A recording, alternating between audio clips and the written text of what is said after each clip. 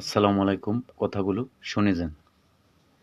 মদিনায় একজন গরিব মানুষ ছিল, কাপড়টা ছিল সেরা, কোন দিন স্যান্ডেল পরেছে মনে নাই।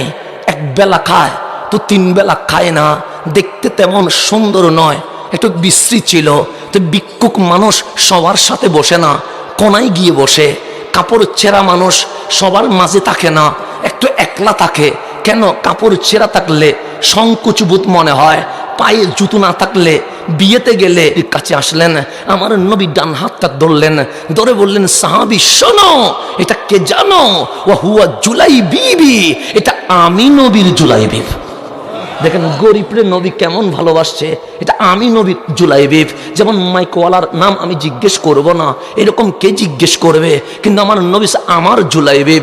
নবী যদি আমার বলে, দামি না অদামি? দামি। তো আমার রসুল পরক্ষণে বললেন, জুলাইবিব বিয়ে করবা না? জুলাইবিব হাসি দিয়ে বলে, নবী রে, আমি পাড়া সেরা কাপড় পরি, পায়ে স্যান্ডেল নাই, এক বেলা খায় তিন বেলা খায় না, আমার কার মেয়ে বিয়ে দিবে? আমি কেমনে বিয়ে করব? কেউ তো জেনে শুনে একজন অসহায় মানুষকে তার মেয়ে কখনো বিয়ে দিবে না। আমার রসুল বলেন,